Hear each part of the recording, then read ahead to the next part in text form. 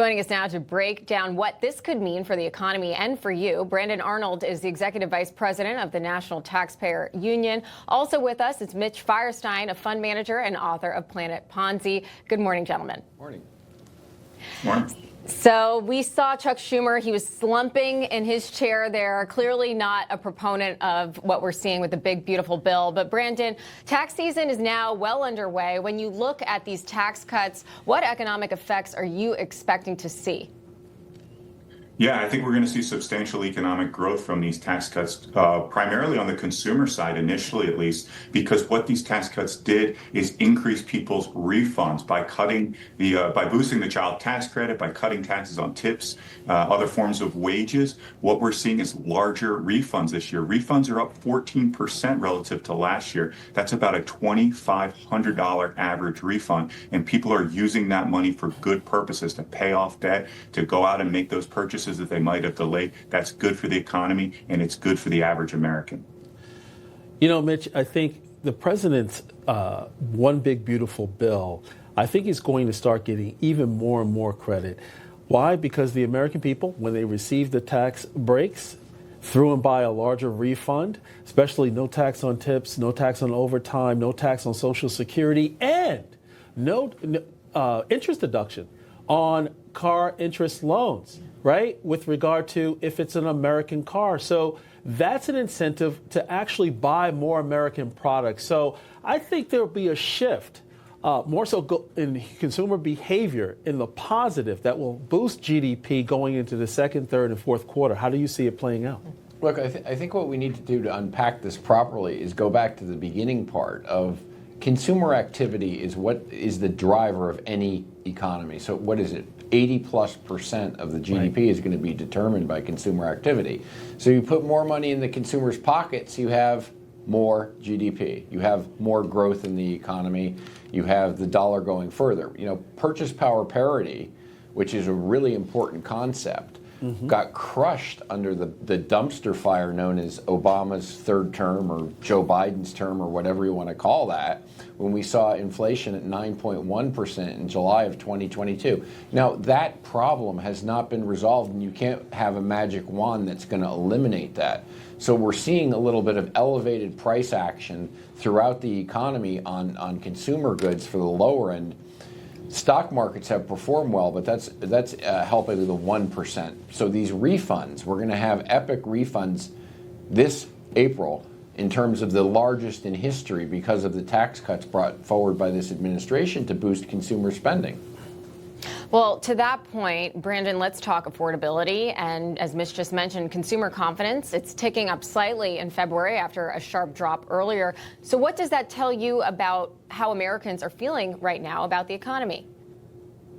I think Americans are starting to feel a lot better about the economy. We've kind of been in the doldrums with a weak job market. You know, affordability has two sides to the coin. One is prices, and that's what's gotten most of the attention. But the other side is wages. And when people don't feel as comfortable about the amount of money they're earning, that creates a lot of concerns about affordability. So one of the things that the One Big Beautiful Bill, the Working Family Tax Cuts Act, does is generate job growth by creating incentives for businesses to make investments in the United States economy. That's R&D, that's capital investment. All of those things translate into jobs, and the stronger job market we have, the more wages are going to increase. People are going to have more money in their pockets, and they're going to be less sensitive to any kind of minor price fluctuations that you might see in gasoline or food or whatever. So that's going to be a happier consumer. It's going to be a happier worker. That's going to translate into a much stronger economy. As the previous guest said, there's so much of this economy is driven by consumer spending and making sure that Americans have plenty of money in their checking accounts. You know, Mitch, facts, you can't deny facts, but we shouldn't also deny how people are feeling, because both individuals, those who rely on facts and those who actually go by what they feel, both of those types are going to the polls this November. So could you talk about the gap between the two? How do you see people actually deciding which way to go, which policies are in their best interest? People have to really realize what's going on in the overall economy and the picture of what they're being told and the realities. They're totally different things. If you take Yale University, which is one of the top schools in the world, just as an example, their Department of Economics has 0 conservatives in it. 0, 0, 0. So you're getting a skewed and biased presentation on how bad things are because people hate this administration and anything they do. So this is where we have a fundamental disconnect, where ideology is more important to these people than actually moving our economy forward by a business person.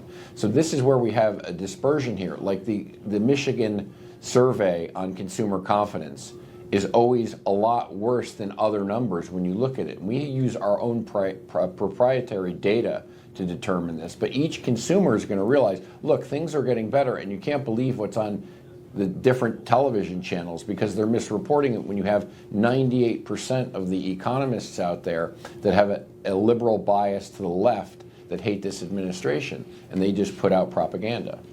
Yeah, and the majority of the outlets, CNBC, Bloomberg, and the like, they tend to skew any sort of win that President Trump achieves very negatively, and also a lot of doom and gloom there. But before we let you go, Brandon, several Federal Reserve officials are still warning that inflation remains a concern. With inflation staying a little bit stubborn and the next Fed meeting approaching, how should markets and consumers be thinking about interest rates? Yeah, I mean, you look at inflation right now at around 2.4%. It's basically right where it was last spring. And of course, the Fed didn't take any action on interest rates until last fall. So this level of inflation, probably not low enough to get a lot of people on the Fed excited about another rate cut. So I'm still cautious that we'll proceed in that direction. Of course, I think job numbers are going to tell a major story to that effect. What kind of job growth do we have? You see that ADP job figures for January were quite low at about 22,000, whereas the official job figures from the government were much more optimistic, painted a much rosier picture. So that's going to factor quite a bit as well into the Fed's decision, as well as some of the producer level inflation figures that'll be coming out later this week. So we'll cross our fingers, hope for good news, and certainly hope for additional rate cuts to stimulate more economic growth in this economy. Mitch, we will have a new Fed chair pretty soon. Will that shift fiscal policy as well as interest rates and things of that nature, at least by the third quarter? Look, I think that there's systemic problems with the Federal Reserve. We've spoken about this before. I think they're an incredibly politically biased organization, and instead of focusing on their dual mandate of full employment and price stability, they focus on things like DEI and trying to usurp the good things that this administration is doing for business. I still think that we're going to get between 75 and 100 basis points of interest rate cuts this year. We need to bring interest rates down. They're strangling the economy. In the last 2 decades or 3 decades, I can't remember any policies that they've gotten right. And Janet Yellen was probably the worst Fed chairman and Treasury secretary that this country's ever seen. We 100% agree. Agree. Thanks so much, Brandon and Mitch. We appreciate your commentary as always. Have a nice morning. You too. Well, shift